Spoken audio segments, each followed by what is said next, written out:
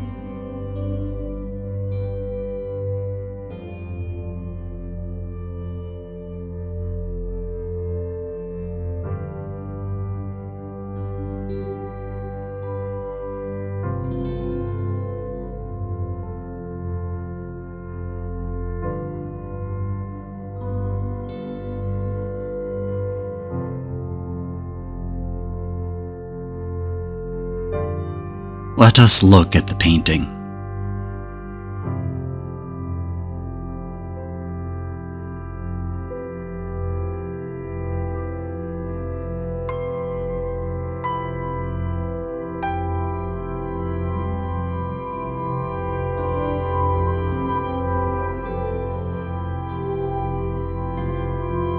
Fetti has taken a satirical approach to his depiction of the parable, and it matches Jesus' own satirical tone. We see an older man on the left with a huge beam projecting from his eye as he chastises the younger man. The younger, however, is not innocent either. He is also pointing a finger at the older man.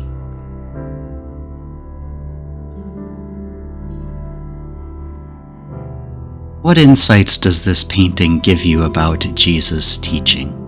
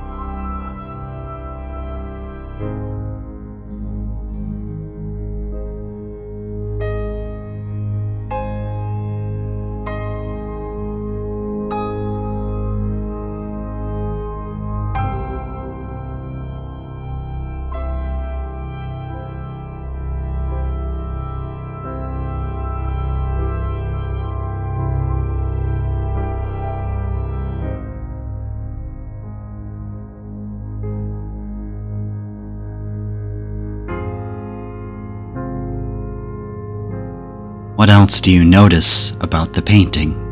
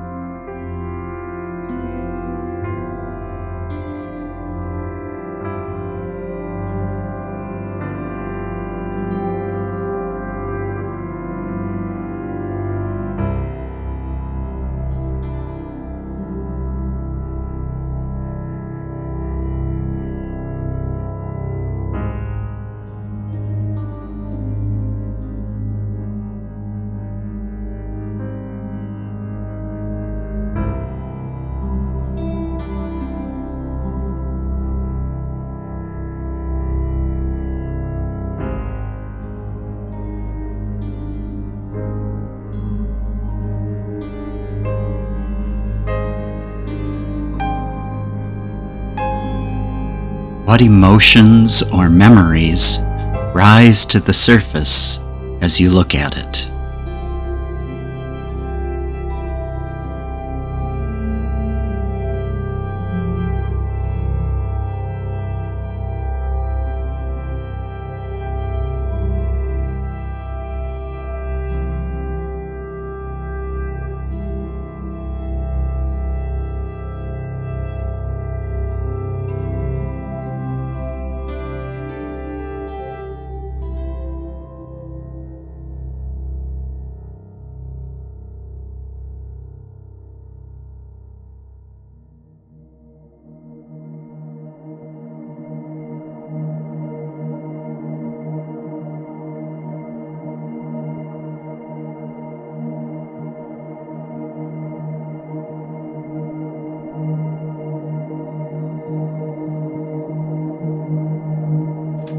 As I read the scripture this second time, consider its application in your own life. Don't judge or you yourself will be judged. Your judgment on others will be the judgment you receive. The measure you use will be used to measure you. Why do you look at the splinter in your neighbor's eye and never see the board in your own eye? How can you say to your neighbor, "Let me remove the splinter in your eye," when the whole time there's a 2x4 in your own? Hypocrite, remove the board from your own eye first. Then you'll be able to see clearly to remove the splinter from your neighbor's eye. What is Jesus' parable teaching you about yourself today?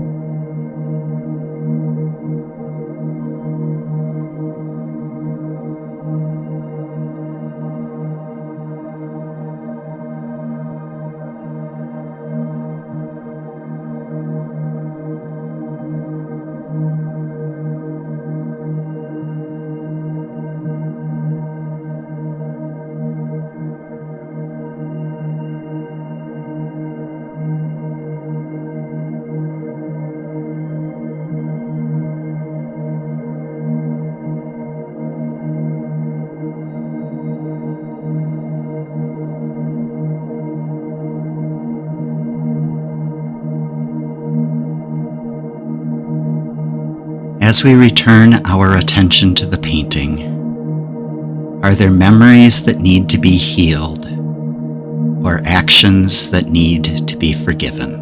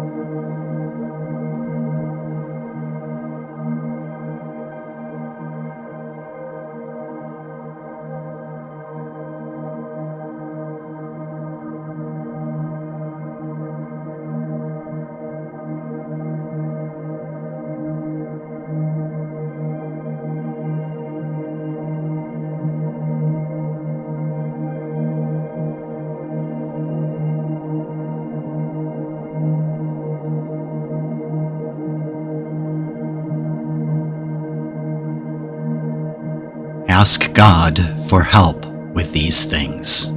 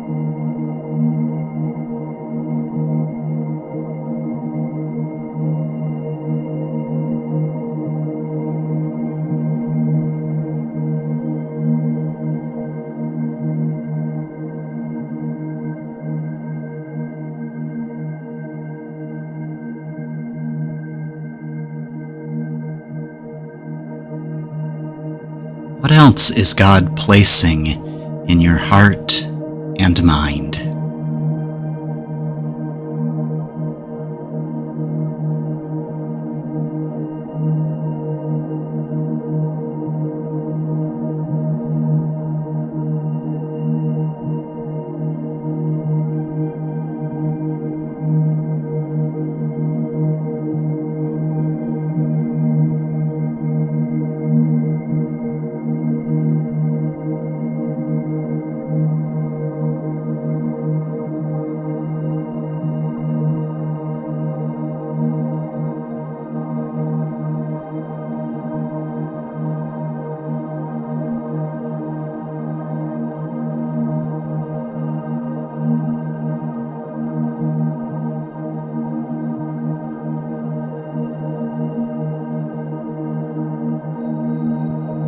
Is there something that God is asking you to do in response to the scripture and the painting?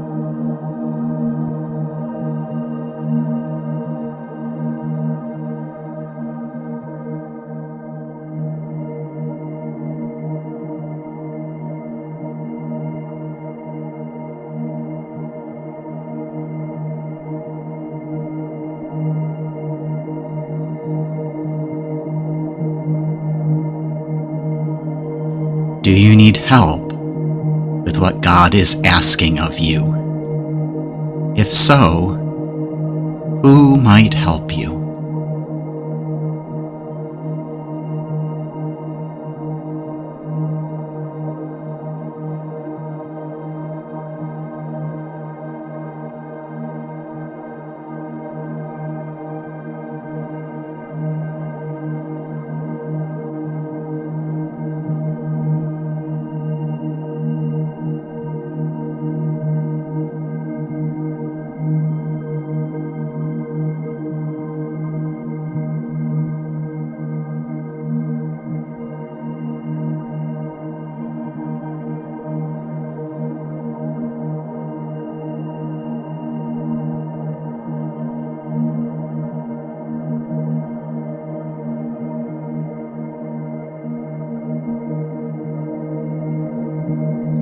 Listen to see if God has anything else to say to you today.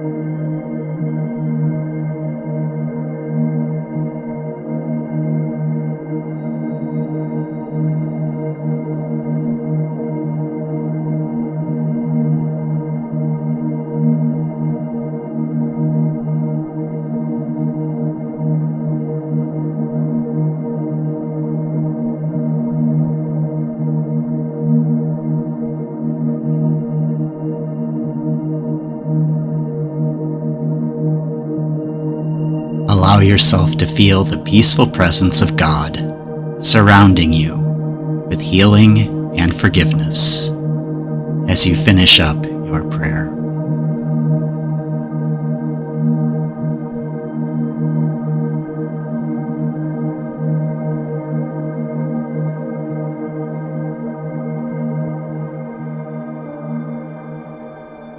Not long ago, I was stuck remembering an unkind word that I had said back when I was a teenager.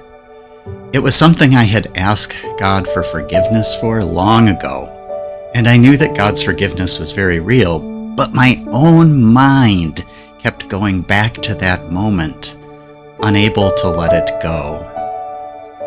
I realized that while this could be seen as my own lack of self-forgiveness, it could also be a valuable reminder not to say such things again. Rather than perceiving it as an attack against myself, I try now to see it as a reminder of my values. This is part of what it means to be gentle with oneself. Yes, we want to work on being less judgmental, and seeing those places where we have failed can be hard. We may even find ourselves returning to that memory many times in life. But think of these moments as reminders of how you want to live from now on, and give yourself grace for the past. Thanks for joining me in this time of contemplative prayer. May God continue to speak words of healing and forgiveness to you. You can see the complete list of episodes at artandprayer.org, and I hope you will share it with someone else that you think would be interested in deepening their prayer life. Until next time, be blessed.